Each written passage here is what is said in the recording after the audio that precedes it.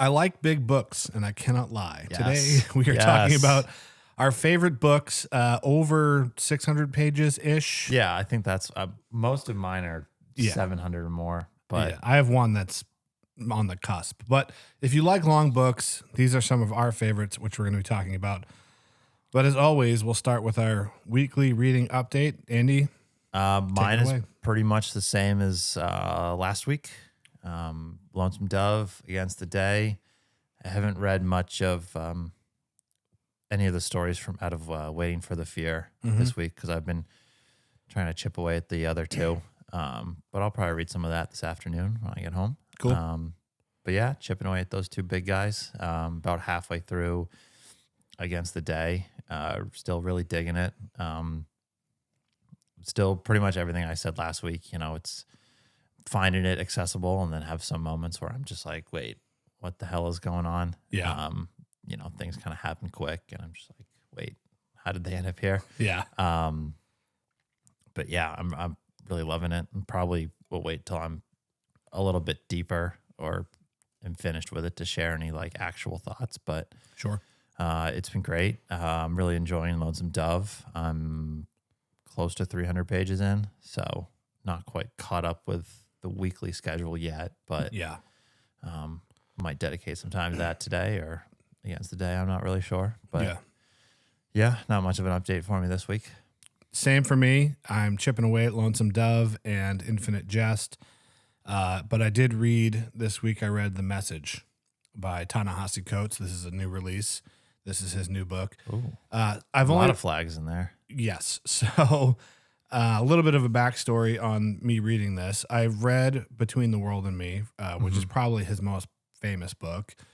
He's written maybe half a dozen now, mostly nonfiction, but I do believe he has one or two fiction. And I loved Between the World and Me, which is about, that's written kind of like as a letter to his son about just growing up in America as a black man and kind of what to expect and his own transformation as a person of color.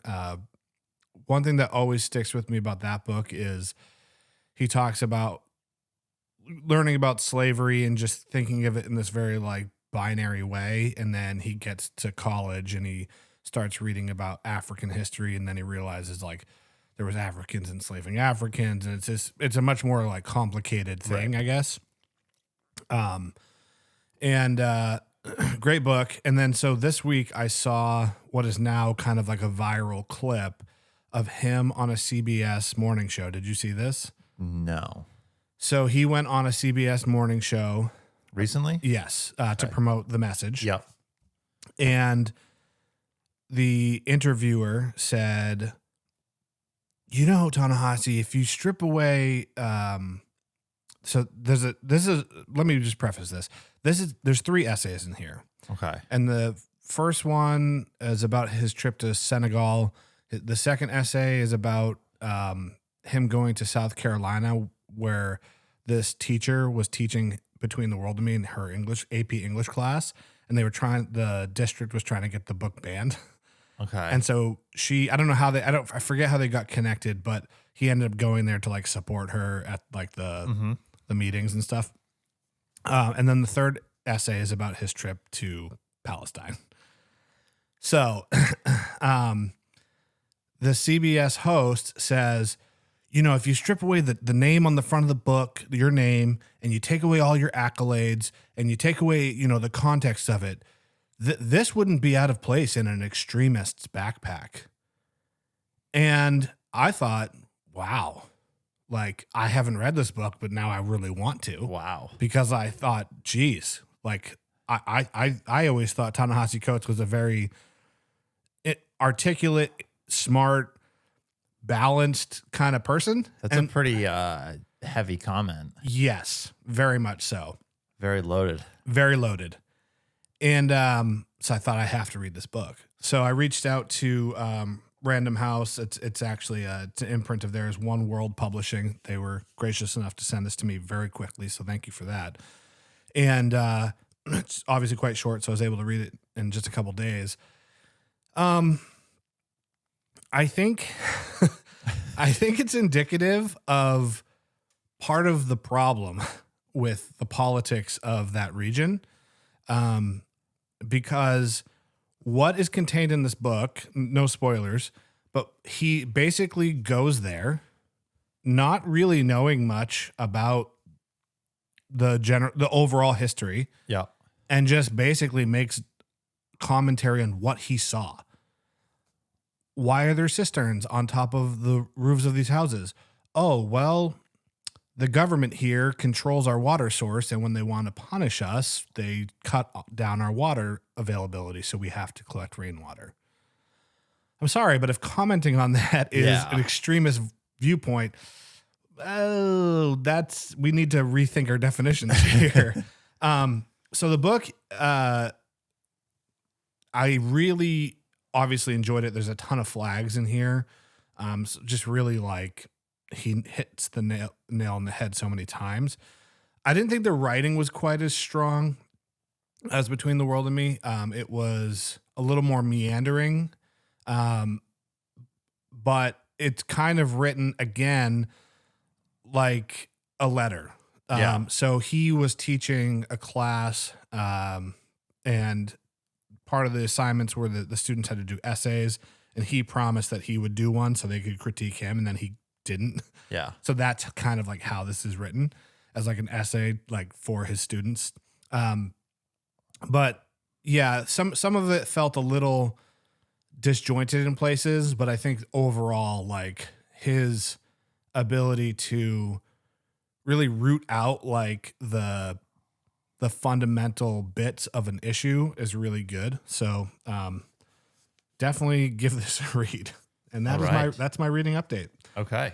So we're going to talk about our top 5 each favorite big books. Let's just kick this right off. I'm going to preface this. These are not my top 5 big books. I just picked 5 big books that I love. Because Fair enough. If I went with my top, it's similar to your top 5 all time. Yeah, right, no one needs to hear me talk about Gravity's Rainbow, Infinite Jest, JR, and A Naked Singularity again. Sure. Like, yeah, it would just kind of be very redundant. So yeah, I kind of felt the same way a little bit. So I love all of these books. They're great books. So I just tried to pick some that like I haven't given as much shine to or anything like that. So, all right, let's do it. My first one up, I have talked about before, and I kind of went back and forth between this book and another book by the same author that I recently read. But it is You Bright and Risen Angels by William T. Vollmann. Coming in at this copy is 635 pages. I thought it was longer. Probably the shortest book on your list. It is, yeah. I thought it was like closer to 700, but just a highly imaginative and unique and inventive novel. I mean, it's hard to like really get into the details of the plot and the narrative just because there's a lot going on, but it's essentially this revolution led by bugs and insects against the forces of modernity, like electricity and things like that. Like, it's kind of an allegory against like imperialism and colonization. Yeah. Colonialism. It's a hard word to say. Yeah, I was putting the two together. Yeah.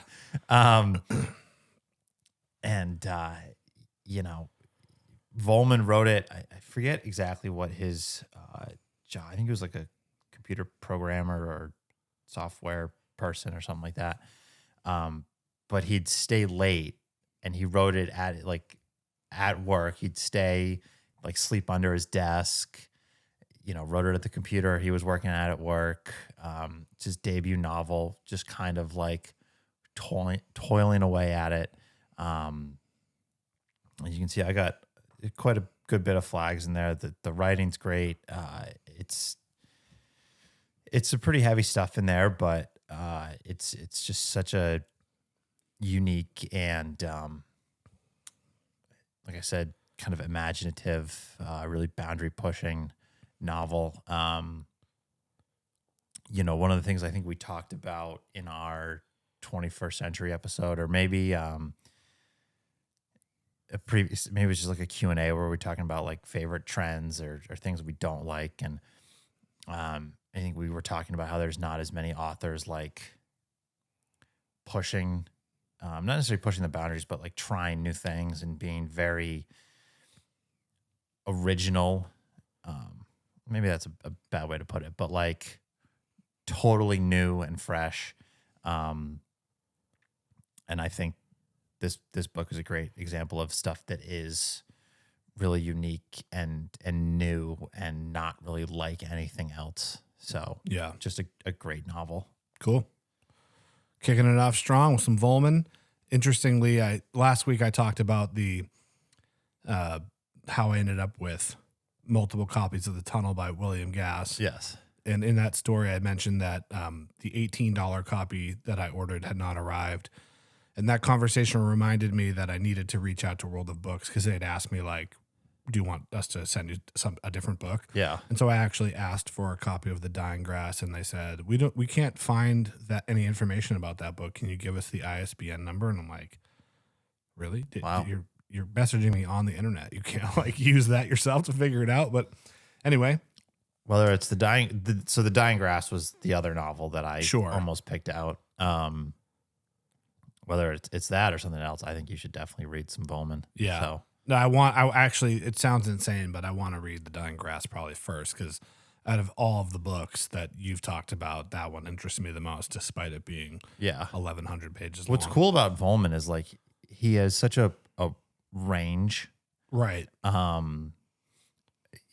You know, like compared to like an author like Pynchon, like the individual works of Pynchon's novels are all like different. You know, they're not the same narrative. They're varying in length and difficulty and things like that. But it's kind of hammering the same point home. They've got a lot of the same general themes and ideas. And I don't mean that as a criticism. But with Vollmann, like you've got something like this. You've got the Seven Dreams series, which The Dying Grass is part of, which are like more akin to like a historical fiction. You've got Europe Central, which is, you know, like a World War II novel. It's kind of like Vollmann for your dad. Yeah, love that. You know, you've got his short story collections, which are again pretty out there. Got a ton of nonfiction work. There's just such a range. There's like a little bit of Vollmann for everybody, depending on what your personal tastes are. Yeah. So my first pick is The Count of Monte Cristo by Alexandre Dumas. It felt wrong to not put this on the list because it's just like a kind of classically long book. Yeah. And it is good. I enjoyed it.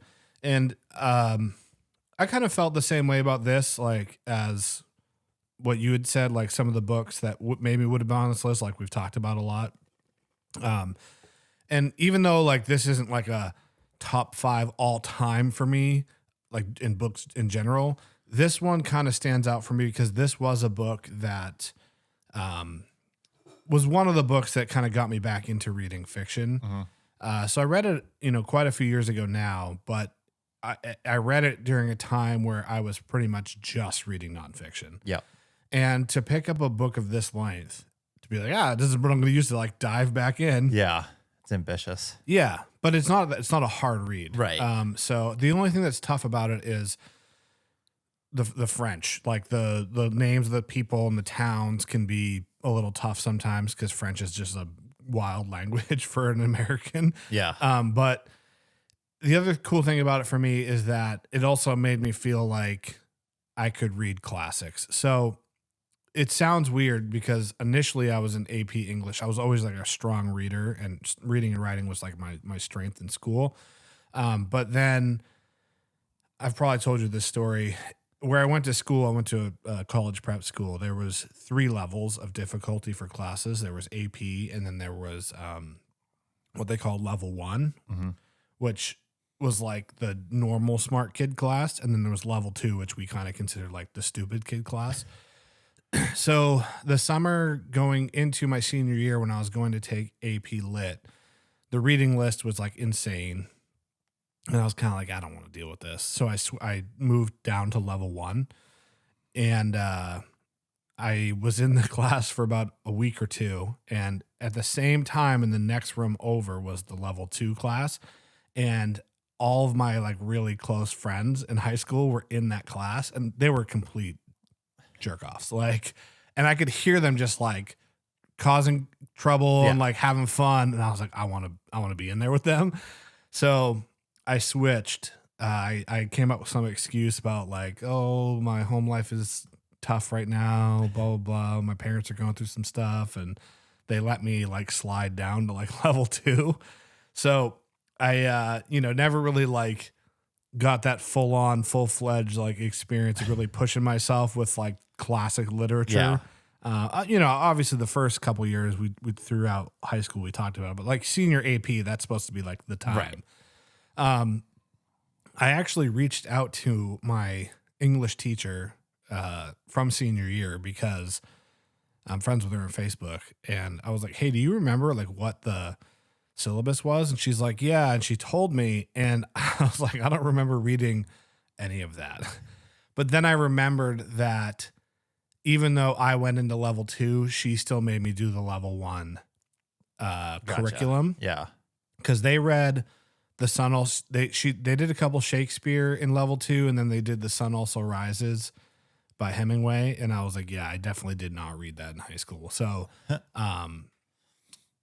I'll have to like see if I can figure out what it was that I ended up actually studying, because I remember she made me do like a bunch of harder stuff. So, but yeah, Count of Monte Cristo. If you're looking for a long book to challenge yourself with like length, but you don't want super difficult writing, this is a good recommendation.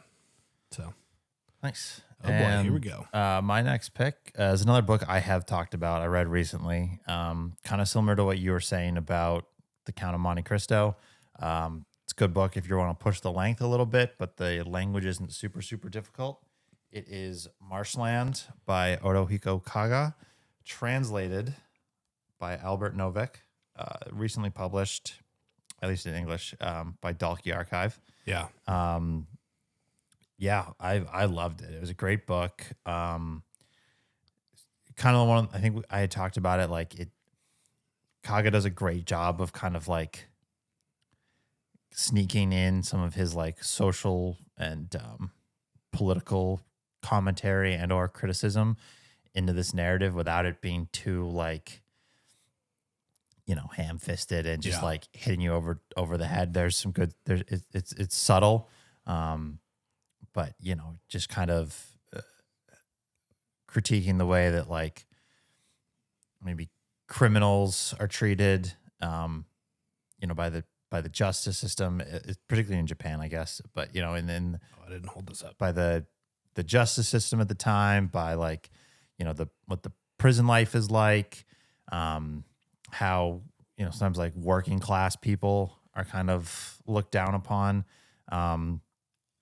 But there's also just like a very compelling and humanizing narrative in there. So it's a great read. The language isn't like super difficult.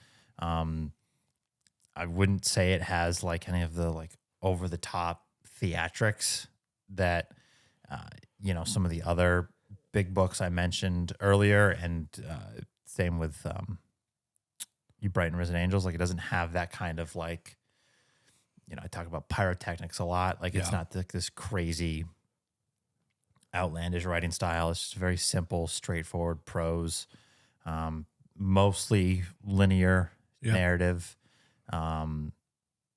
But it's just a great book. And as I predicted when I finished it, like I was just like, this type of book that's just going to grow on me. Yeah. And I certainly appreciated it while I was reading it right after I finished, but that sense of appreciation for it has only grown as I've kind of just like sat with it. Yeah.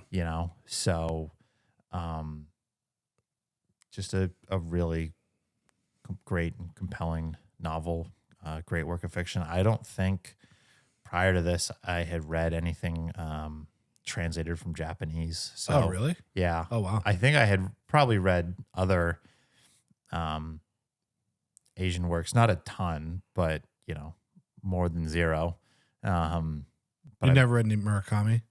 I have read one Murakami. Gotcha. He writes in Japanese, right? Yeah. Yeah. I think so. Yeah, he must. So that was forever ago, and then yeah, my only other attempt, I made it like 60 pages, and I was just like, yeah, 1Q84, right? Yeah, I'm not into it. But yeah, just a great novel. I really recommend it to anyone that is interested in long books, translated literature, novels with pretty poignant and relevant social commentary. Yeah. I told you this story, but I didn't tell you this detail, I don't think. So I was at the Henniker Book Farm this past week, and there was I'm very friendly with the owner, Lacey, and there's an older gentleman there, looked like he was maybe in his late 60s, and she's like, "Oh, this is Steve. He's a regular," and shook his hand, and she said, "Oh, Tony's trying to read one book from every country in the world." And he's like, "Oh, that's cool." He's like, "Do you have any particular favorites from Asia?" And I, mentioned a couple books, and I said, one of the books I really want to read soon is Marshland by Otahiko.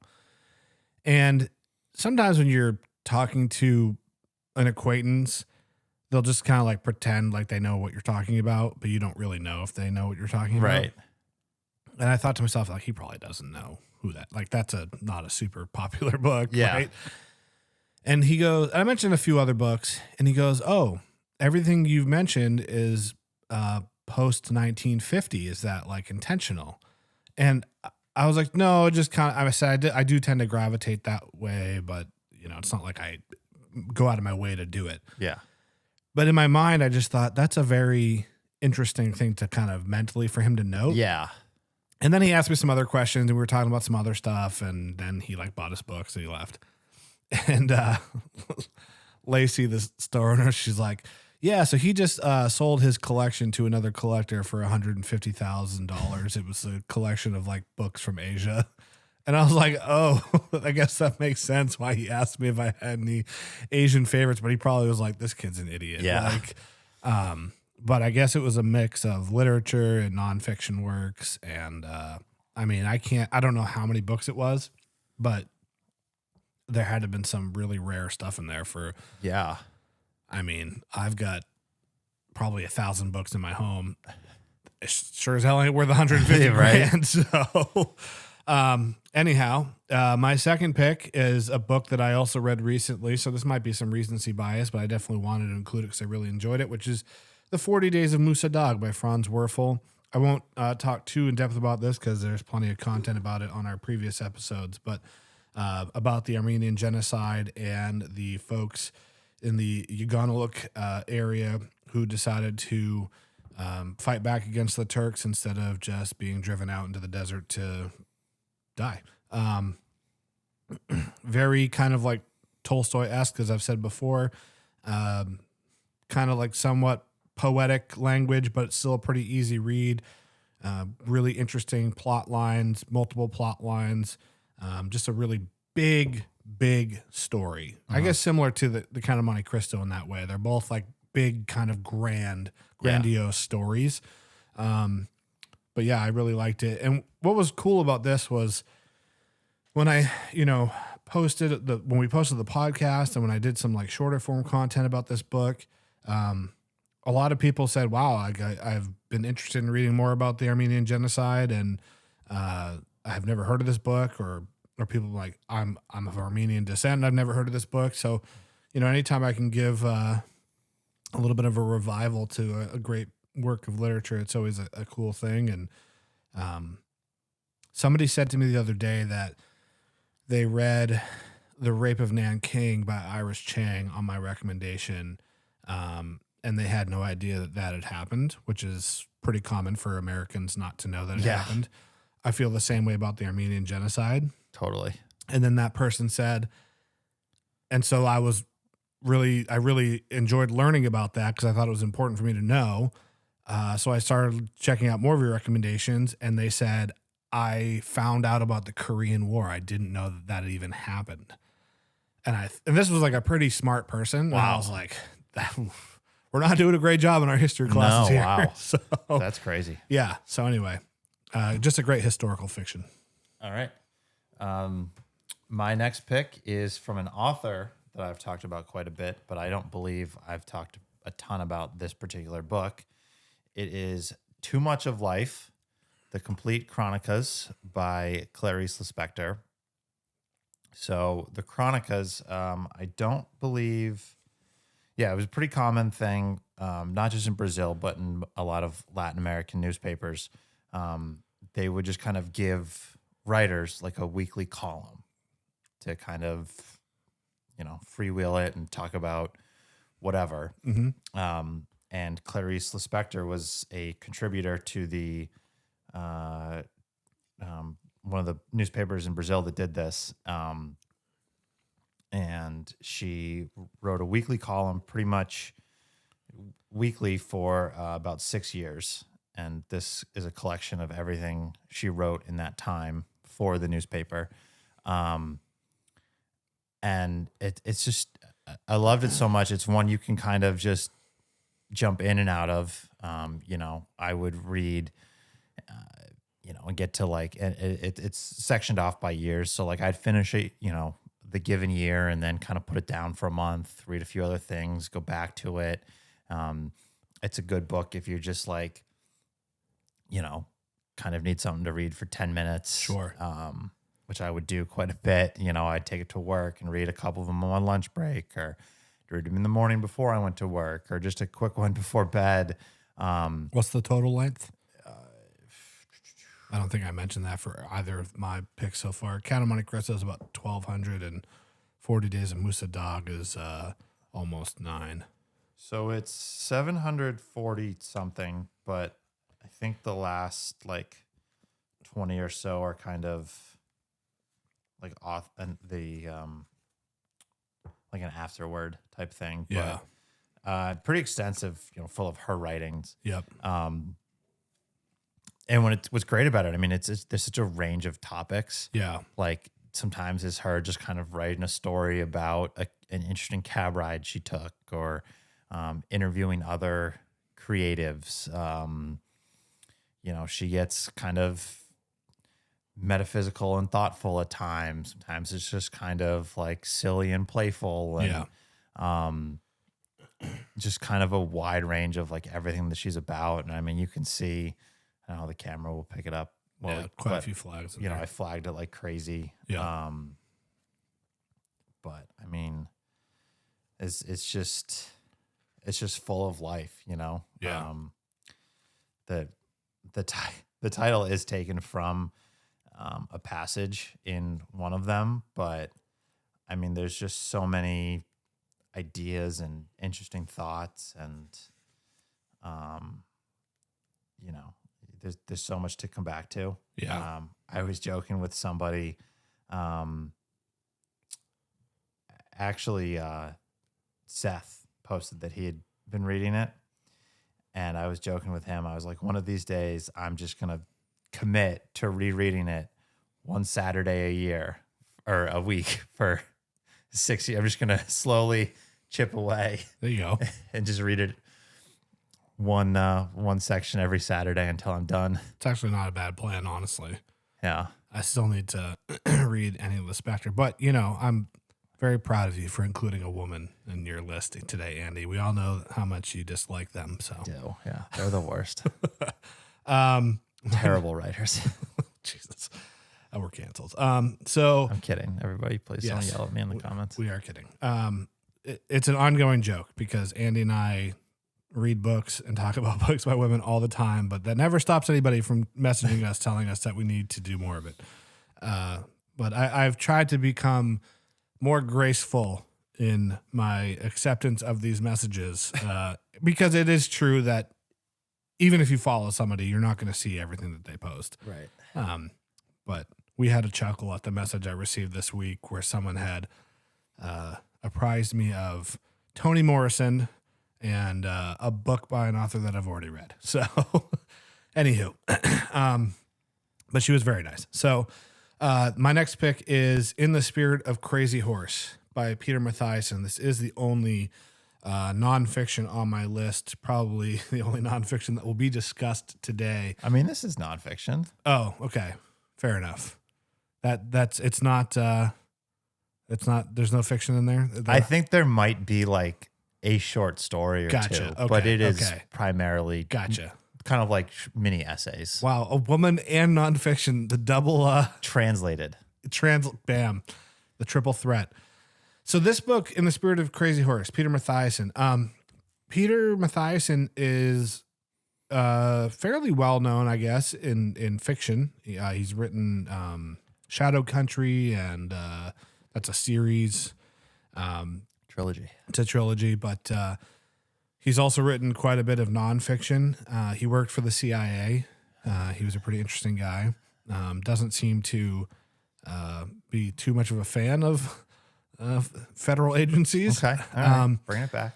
So, In the Spirit of Crazy Horse is essentially the story of how Leonard Peltier ended up in prison for a murder he did not commit. And I use the term murder loosely because what had happened was an FBI agent was shot and killed on a Native American reservation. Now, the reason why I say murder should be used loosely is because the agent's right to be there was pretty questionable to begin with because of the jurisdiction issues with, around these areas. So this was a very pivotal book for me because not that I was unaware of the plight of the Native American peoples in history, but I guess in my mind before reading this book, you really thought of it as like a way back when topic. And all this stuff happened in like the 70s, basically. Mm-hmm. And so you really got a clear picture of how much time and money and energy and resources the American government puts into oppressing Native American people for all intents and purposes, modern day, which is really discouraging because it's my tax dollars that fund it. And just like the complete lack of giving a of the general public that this stuff goes on. Yeah. The dude's still rotting in prison.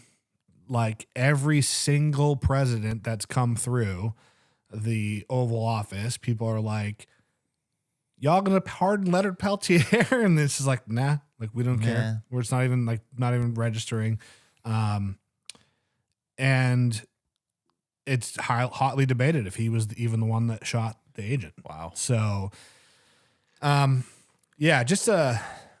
it's tough to tell a story like that is really reliant on facts and dates and a lot of dry information and still make it very readable and interesting, which I think he definitely did. Uh-huh. I mean, it's a big book. I mean, it's 600 and not counting the notes. It's 600 pages and it's a tall book. Yeah. So, and the font is not tiny, but it's on the small-ish side. So, there's a lot of information in here. And when people, like you'll see on social media all the time, like, what's a book that like changed your life or changed your perspective? Honestly, it sounds weird because it's like a book about such a kind of acute event. Right. But this is definitely, it totally changed my perception. It made me a lot more anti-authoritarian, just kind of obliterated any remaining illusions I had about the ethics of our government. Yeah. I mean, sometimes even like like you said, it's a singular event, but sometimes that's all you need to really read and understand to change your perspective on something, Right.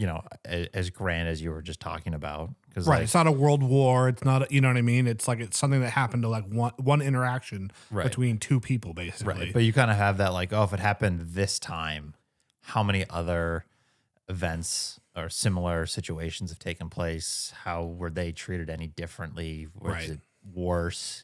Right. You start thinking about things like that. So that's totally understandable. Yeah. All right. My next pick, I believe I talked about this one when we did our favorites from the 21st century. I think so. That is a thick book. Certainly the biggest physically I brought. Well, actually the longest I brought, but it is The Instructions by Adam Levin. There's a new edition. That particular edition is out of print, but McSweeney's recently released the 2-volume Bar Mitzvah edition. That thing is a weapon. Yeah, this is a heavy book. Should we weigh it? We can. Keep going. I'll grab my food scale. But one of the things that's great about this is, you look at it, it seems like it's going to be a very daunting, challenging book. And it's certainly not an easy read, but it is not as challenging as its length would lead you to believe. Yeah. It is just shy of 3 pounds. Dang. I mean, and the crazy thing about that is it's a paperback. Yeah. 3 ounces shy of 3 pounds. So, I mean, if it was a hardcover, that would make sense. But now I'm curious what some of these other ones would and, be. I talked about this when I shared it on my 21st century list. Like, it's very of the 21st century. Like, you can tell reading it that it's a modern book. It just kind of has that imaginative zaniness that I don't think you find in a lot of like, certainly not pre-World War II, even some stuff that like came out after World War II didn't have that kind of flair. Yeah. As unique and boundary pushing as they were, just certain things that, Levin just builds upon. But yeah, I mean, it's a great novel. The writing's great. It's funny. It's heartfelt. It makes you think. I don't want this to sound like I'm accusatory or criticizing Levin. I don't think this is despite the Bar Mitzvah edition just being released, I don't think this is a book that could necessarily be published today. Or it might raise some eyebrows. There's some, so it's all about let's see if it's got his age in here. A 10-year-old boy who has been expelled from multiple Jewish day schools for acts of violence. Oh boy. And he may or may not be the Messiah. Okay. There is Love that for him. A good bit of violence in schools. Sure. It is a very unapologetically Jewish book. And again, not to be accusatory or like even coming close to saying that it's a problematic book or Levin is a problematic writer. But I do think given the political climate, both with violence in schools and, what's going on in Palestine and the Middle East, that it might, raise some eyebrows. Sure. But I don't think, it takes away from the novel. I think it's a great read that I think a lot of people that listen and follow along to our content would really enjoy it. Yeah. I certainly highly recommend it. Yeah. Like I was saying, it's got humor. It's thoughtful. It's very human. There's some moments of heartbreak in there. It's just a great read. Something you said made me think of this in the spirit of having deeper and more meaningful conversations, which is what podcasting is supposed to be about. I do want to return to this just for a moment, The Message by Ta-Nehisi Coates. So one of the things that made that comment about the book wouldn't seem out of place in an extremist backpack that made that comment seem even more out of place after reading it is the chapter where he discusses his trip to Palestine starts with him going specifically to Jerusalem and going to the Holocaust Memorial and how moving it is and how terrible of an event that was, and completely empathizing with the Jewish people. You know, it's unfortunate that we kind of like live in this era where we're almost forced into a false dichotomy where it's like you either don't agree with necessarily how the Palestinian people are being treated and you're anti-Semitic, or you're 100% pro-Israel and give them a green light on everything. There is a middle ground, which he talks about a lot. So something that he, if you read this book, or if anyone reads this book, I would recommend listening to his interview on Trevor Noah's podcast. I think it's called What Now? You could actually even listen to that and get a lot out of it without reading the book. There's really no spoilers, I don't think. But one thing that Ta-Nehisi Coates talks about in that interview, and Norm Finkelstein, who is a Jewish historian, but very pro-Palestine, I guess, for lack of a better term, he also talked about this in an interview that I watched recently, is the issue of, or the topic of Nat Turner, who was a slave who killed a bunch of slavers, including like their family, like kids. And, you know, like this kind of issue of like, does what they were going through, like give somebody a free pass to like murder a baby, you know? Yeah. Which is, I know, a little heavy for a book podcast to be talking about. And one thing that, you know, Ta-Nehisi said when he brought it up on the Trevor Noah podcast was like, you might be able to make a justification for it. That doesn't necessarily mean that like, if I was in that situation, like I could do it. Right. And if that's what it's come to, like, what is even the point of life? Like, I might just like throw myself off a building, you know? And I think that's like, it sounds insane, but I think that's kind of like the nuance that's like missing from that conversation about what's happening in the Middle East, is like, you can fundamentally disagree with what is happening in Gaza, but also like not want like Israelis to be like killed. Right. You know what I mean? So, yeah.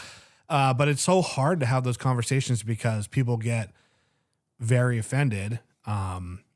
And like you said, like this book might be taken as like too pro-Jewish, which is like crazy. You know? Yeah. And I don't think like, you know, I think it would have to really be the wrong reader to be like, oh, this is a super Zionistic book, right? And, you know, down with Gaza, like, but you know, it's just very Jewish, right? And right. There's no other way to put it, because like he talks about, you know, he one of the things is like the protagonist Gurion, like he does a lot of Torah study, you know, that he may or may not be the Messiah. Like there's going to be a lot of discussion about the Jewish faith and the nuances in that. Like I think I talked about it at one point, an episode we recorded forever ago while I was reading it, how I think maybe it was like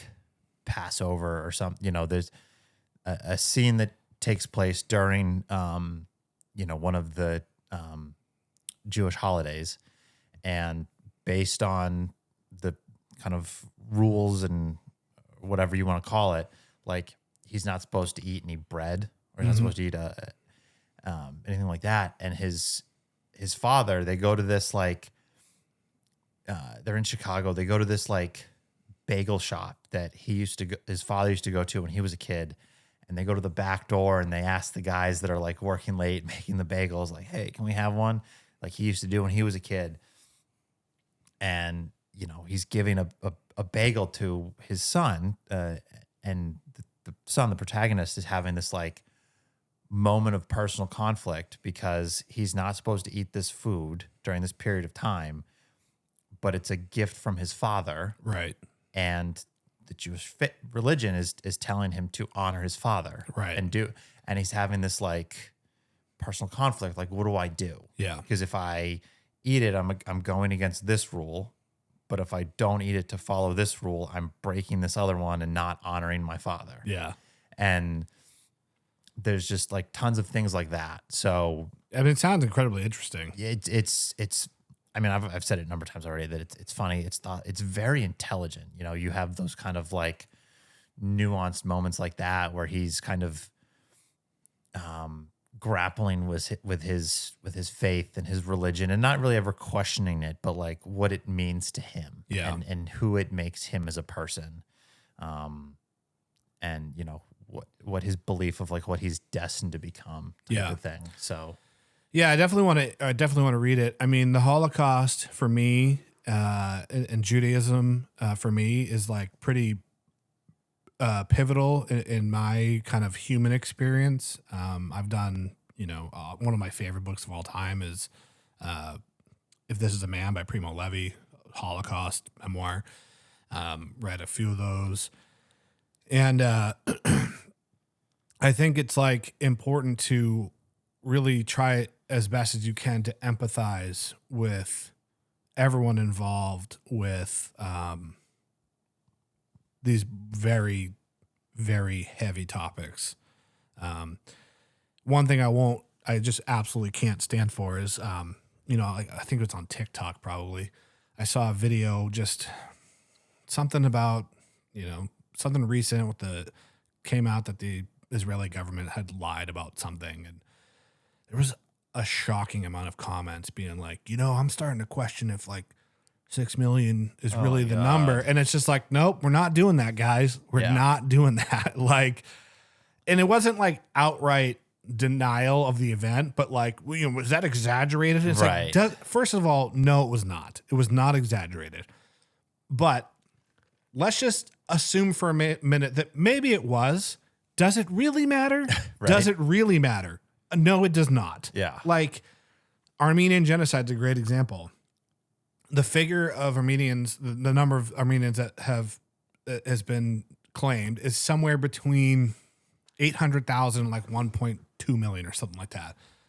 Does that really matter? Like, right. No, it does not. Like, there was a massive loss of life. Even if in both scenarios, if it's only half of the number, right. It's still an insane amount of people.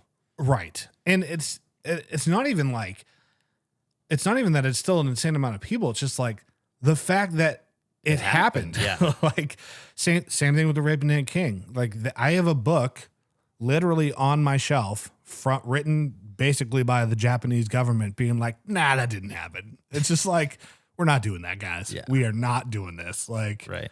So anyway, let's move on.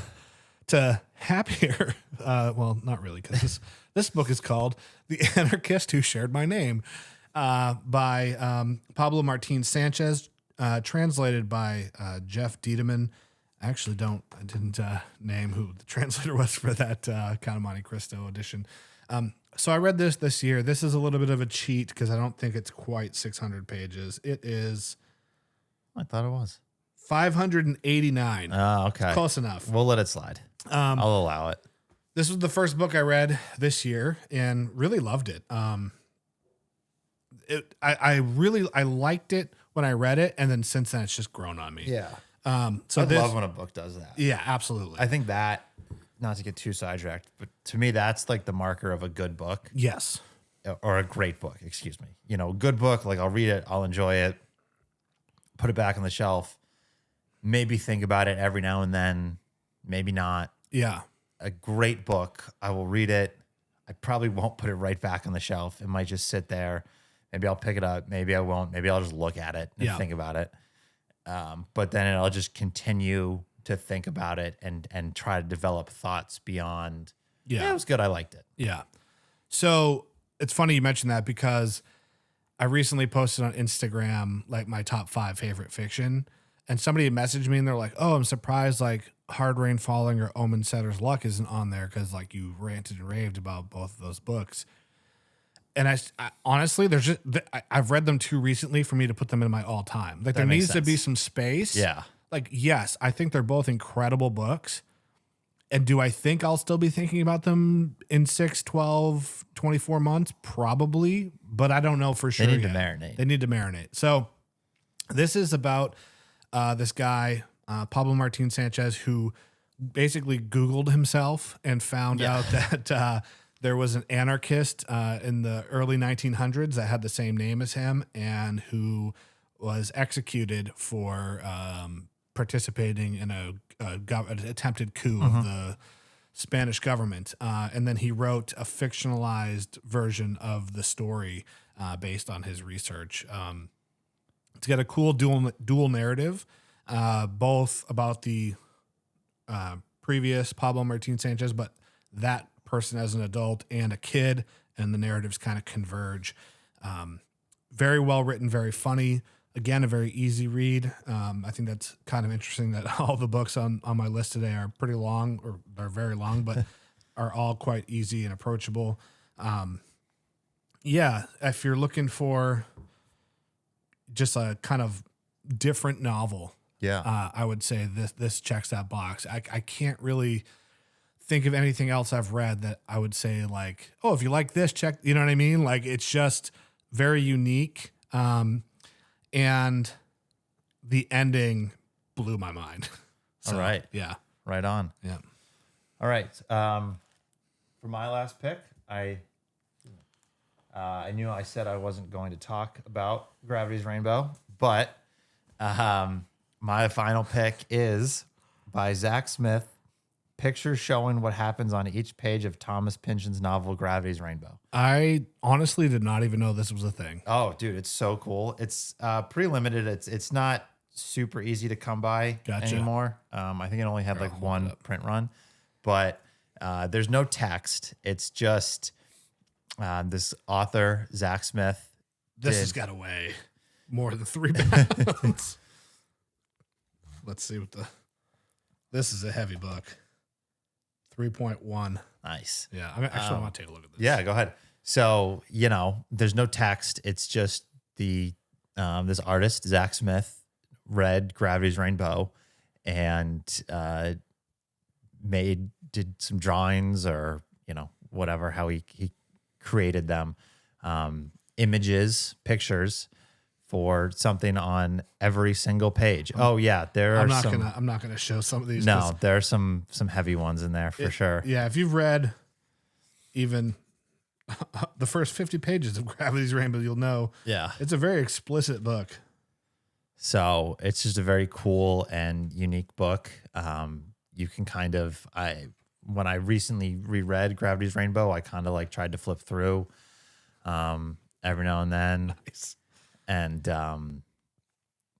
just taking the pictures, see if I kind of recognized what he was trying to adapt. Yeah. Just kind of like recognize the scenes taking place. This must have taken him so long. Yeah. But I kind of just had to give it a shout out. I mean, it's such a cool piece of art, Yeah, no, this is legit. Like, I kind of want this so I can like look at this while I read it. Yeah, I don't think, I have a lot of, just because of my obsession with Pynchon and Gravity's Rainbow, I've kind of collected a lot of, companion and analysis books like about Pynchon, about Gravity's Rainbow, about some of his other novels. Compared to those, there's not really anything in that book that I think would like improve your understanding of the novel. It's just, a cool accessory to go with Gravity's Rainbow. Wild. So, but yeah, really just a fun, kind of trippy. How much did you pay for that? Do you remember? It was a gift. Oh, okay. So nothing. Exactly. Wow. What's it called? Pictures showing what happens on each page of Thomas Pynchon's Gravity's Rainbow. Apropos. Yeah. Not really any subtlety or anything. Just straight to the point. My last pick, my fifth and final book, is Shogun by James Clavell. Nice. This is Andy's copy. He was kind enough to bring it over since I almost put that on my list too, and then I thought that you might consider it. I was strongly considering, and then you asked me if you could borrow my copy. Yeah. And I was like, I've got so many big books that I, love. Like, I'll come up with something else to. Yeah. That way we don't have a duplicate in there. Yeah. I mean, if hopefully that's not blocking your face. No one needs to see that anyway. The show came out. The new version of the show came out this year. Was wildly popular. Won a ton of awards. I thought it was good. Yeah, it didn't blow my hair back by any means, but it's just tough because the book is just so good. The book is great. The show was good. I know we talked about it when we did our episode, kind of comparing the two. Yeah. I totally understand why they went with like a limited series. Well, supposedly it's coming back for a season 2, which I don't understand. I don't understand. If they were like, if that was kind of a last minute decision, like, oh, this one's done well, let's make a second season. I think they should have just done 2 seasons out of the gate. Yeah, I do believe that is what's happening. It's like a Matrix, right? Like that movie was meant to be one movie, and then it was wildly popular, and like, oh, we got to keep making these. So. Right. Like I just, if they had originally started with a plan for, 2 seasons, maybe even 3 seasons. Yeah. Like they could have delved into so many other things that make the book great, where the show was just good. Like it just left a lot of stuff out. Yeah. Part of the appeal of this book is the deep dives and subplots of the giant cast. Yes. And that's what's so tough about like the show. It's just like a lot of that has to get cut out if you're going to just do it over 8 or 10 episodes or whatever the season was. I don't really recall. I think it was 10. And so, yeah, it's like, okay, just commit to 2 seasons right out of the gate. Right. I don't know. Yeah. You miss a lot of the like political intrigue. Yes. A lot of the, I don't want to say side characters, because when you read the book, none of them really feel like side characters. They're right. Maybe lesser. But again, that's kind of what makes Shogun right. is there's so many subplots, and I felt like a lot of the characters' motivations on the show didn't make sense because you're missing so much of the context that's in the book, because a lot of the book is inner monologue. Yeah. Of these characters and what they're thinking and feeling. And so it gives the context to the story, and you have these scenarios where like one character thinks this other character is going to do something one way, but that because you've been seen in that inner monologue of the other character that that's not their intention at all. Right. And you can see like this train wreck coming, which makes it exciting. Right. There's a lot of the tension that's missing. Yeah. And I think, the motivations of the characters in the show are similar, but you miss a lot of the nuance. Yeah.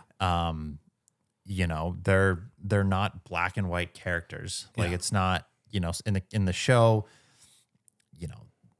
someone might be painted as kind of a bad guy, so to speak, or maybe have nefarious intentions.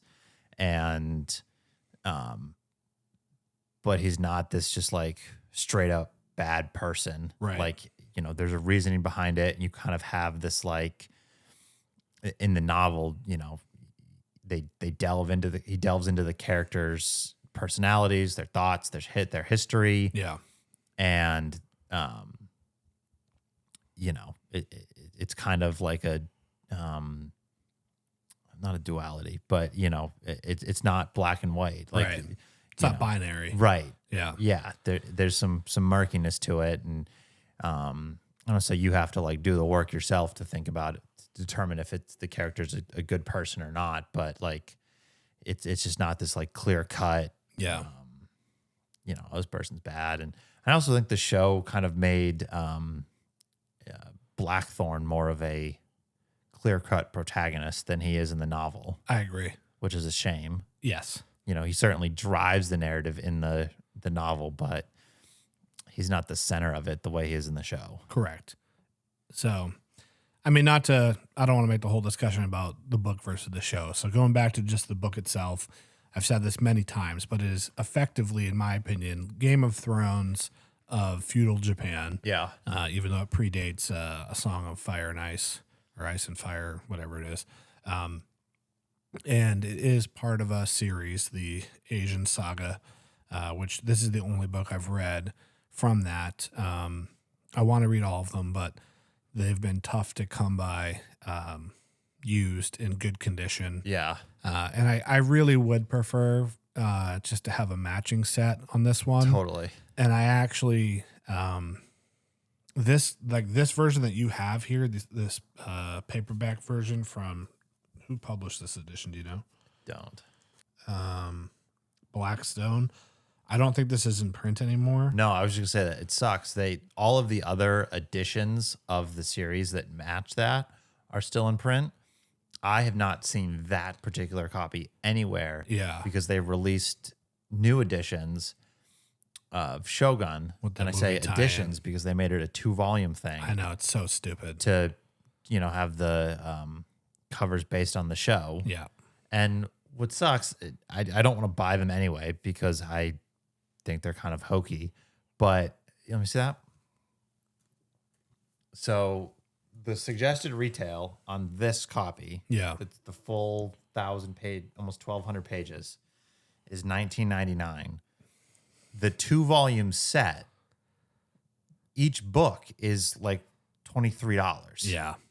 Yeah.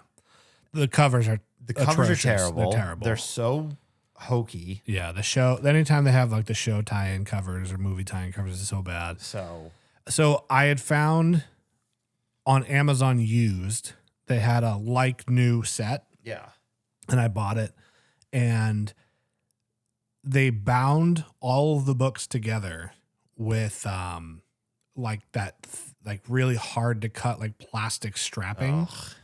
And then, like, I think there must have been like some moisture in the package or whatever. So the books came, and they all had these 3 indentations around them because they were strapped in so tight. And then all of the pages were like wavy from like the moisture. And I sent them back. I was like, this is unacceptable. This is supposed to be like new, and these books are effectively ruined, in my opinion. That sucks. Yeah. So the hunt continues. But yeah, I have seen some of the other editions out in the wild, but I've come across a lot of the the hardcovers, but every time I find one, they're just in terrible yeah, the only time I've condition. seen them used, they're not in great shape, They're or they're trashed. the like really, because this particular copy was a gift. I had already had a copy, which I think I sent to a friend. Yep. But it was like the same edition you have, where it's The like, mass market paperback. yeah, it's like half the height, Yep. and the text is so small. Yeah. That was a tough one. Yeah. That's the copy that Becca has. Yeah, I read this mostly while I had the first time I had COVID. Yeah. And I probably would not have been able to focus if it was the edition with the much smaller text. Yeah. Yeah, it was tough. I wasn't using my reading glasses at that point yet when I should have been. I think this is one of the first books. We read this pre-podcast. Yeah, yeah. And I think it was one of the first books that we kind of read in concert together. Yeah.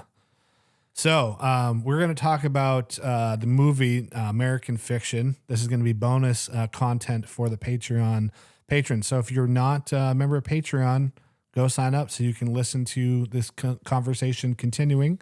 And if you enjoyed this so far, at least give us a like or a subscribe, because we post new podcasts every Friday at 9 a.m. Eastern-ish. I think we should be. We should be good. All right. And you'll see us next week. Bye-bye.